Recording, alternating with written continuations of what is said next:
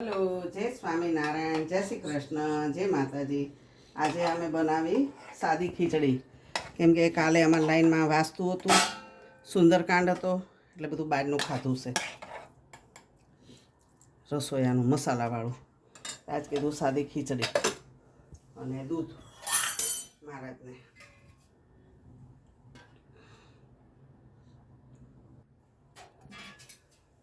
લે બેટા, ઘી ભગવાનને મૂકી દે.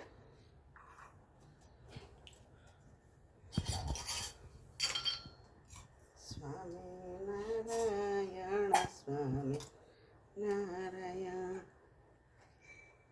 ભગવાનને ઓળિયા મરચા.